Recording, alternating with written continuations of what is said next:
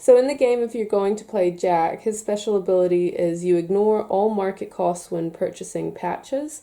So in the game, everyone would usually pay the cost of the patch plus the market price under it. So for him, he doesn't have to worry about that bottom value. So if he wanted this Pumpkin Pops patch, for example, instead of paying 7, he's only going to pay 4. And then he'd only pay 1, 1, and 2 for the remaining patches. And that's Jack. This is Nina. If you play Nina in the game, you're going to get to gain the corresponding sprite bonus of the first patch you place after purchasing. So for example, if Nina was going to purchase this gummy glob for 2 and this Phantomello for 2, which we'll do, we'll just spend those 2 just for the sake of this example.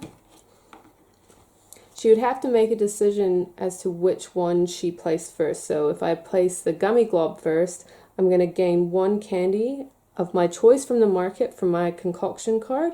If I place the Phantomello, I'm going to generate 2 candy of this kind. So I will place the gummy glob first and second, so I get the sprite bonus for the first one I placed, and I'm going to choose Treacle Teeth. Nina's ability only applies when she's purchasing patches from the market. So when you retrieve from a Treacle Teeth patch, which as we all know allows you to draw a random patch from the bag, her ability isn't applied. So no special sprite bonus for this. So this is Luna. Her ability is she gets to treat patches as any chosen type when retrieving sprites. So she doesn't need to worry about the color she's retrieving from, she just gets to pick the ability.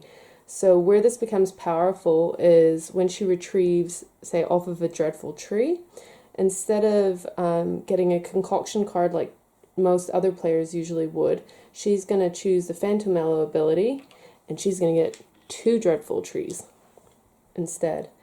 Another example here is if she retrieved, she's running low on concoction cards, so instead of doing the Gummy Glob's usual ability, which is where she'd get to choose any candy for her concoction cards, she's instead going to get a new concoction card.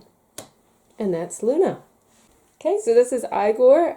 His ability is he's going to generate candy on patches where you place sprites and where harvesters are activated. So usually in the game when you place the Sugar Sprite, you can only generate candy on the adjacent patches, and same with the harvesters, only adjacent patches are triggered. But in this instance, if Igor was to place one of his Sugar Sprites there, he's going to get candy on the patch where he is, and also where his harvesters are. And then we'll generate all the way around, because both harvesters would have been triggered by that Sugar Sprites placement. And candy tree.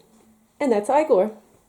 This is Leaf. So his ability is you may place sprites onto patches containing other sprites. Usually in the game you're only allowed 1 sprite on a patch at a time, but Leaf is going to be allowed to place multiple. So there you go. And he will generate candy on his adjacent patches. Now later on, when it comes time to retrieving the sprites, he's going to get multiples of the Sugar Sprite bonus because he's retrieving multiple sprites. So if we retrieved 1, retrieving from a Gummy Glob is going to allow you to gain 1 candy of your choice for your concoction cards.